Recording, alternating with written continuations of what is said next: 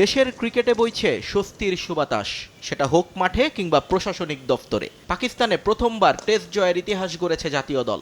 একই সময় সে দেশ সফর করেছে এ দলের ক্রিকেটাররাও। এইচপি ইউনিট ছিল অস্ট্রেলিয়ায়। সফরগুলোতে 4 দিনের ম্যাচ থেকে শুরু করে ওয়ানডে, টি-20 সব ফরম্যাটেই ম্যাচ খেলেছেন ক্রিকেটাররা। ফলাফল, জাতীয় দলের জন্য প্রস্তুত থাকছে 15 জনের বাইরেও একটা বিশাল সংখ্যার ক্রিকেটার।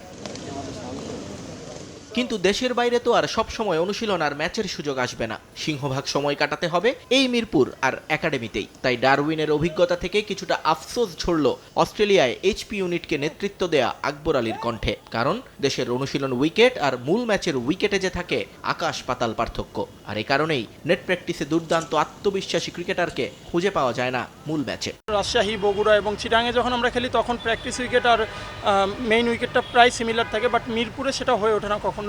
তো এই জিনিসটা আসলে যেটা বললাম যে ডারউইনে ওরকমই ছিল, যে আমরা যেই টাইপের উইকেট আমরা প্র্যাকটিস করেছি, নেট করেছি, সেই টাইপের উইকেটটাই আমাদের ম্যাচের মধ্যে ছিল। তো এটা অবশ্যই আপনাকে হেল্প করে, কারণ আপনি জানেন যে ম্যাচে কী টাইপের উইকেট থাকে, সেই টাইপের উইকেটে আপনি প্র্যাকটিস করতে পারছেন। তো এই জিনিসটা সবসময় হেল্পফুল। সমস্যাটা বলেই ক্ষান্ত হননি আকবর। সমাধানটা যে দীর্ঘমেয়াদী পরিকল্পনার অংশ তা জানেন যুব বিশ্বকাপ জয়ী এই ক্রিকেটার। তাই অন্তত প্রিমিয়ার লিগের উইকেট নিয়ে আরও একটু সচেতন হওয়ার আহ্বান তার। প্রিমিয়ার লিগের কথা বলেন, তাহলে আমার মনে হয় যে এটা আরও অনেক সময়ের ব্যাপার যদি আমরা ওই সেম টাইপের উইকেটে আমরা প্র্যাকটিস করতে চাই।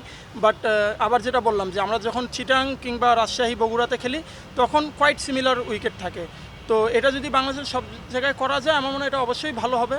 But at the same time আমি বলবো এটা মনে হয় সময়ের ব্যাপার। বাংলাদেশের ক্রিকেটে একমাত্র বৈশ্বিক শিরোপা জয়ী দলের অধিনায়ক আকবর আলী। সে দলের বেশিরভাগ ক্রিকেটার এখন আছেন জাতীয় দলে, কিন্তু তাদের নেতৃত্ব দেয়া ক্রিকেটার এখনও সুযোগ পাননি সেভাবে। যদিও বিষয়টা নিয়ে খুব একটা আক্ষেপ নেই তার, বরং নিজেকে প্রস্তুত রাখছেন সব সময়ের জন্য। আমি অনেস্টলি বলতে খুব বেশি এই বিষয়গুলো নিয়ে ভাবি না। আমি সবসময় চিন্তা করি যে আমি যদি আমার কাজের প্রতি অনেস্ট থাকি তো সেটাই আমার কাছে মুখ্য বিষয়। আর আমি সবসময় চেষ্টা করি আমার নিজের 100% দেওয়ার।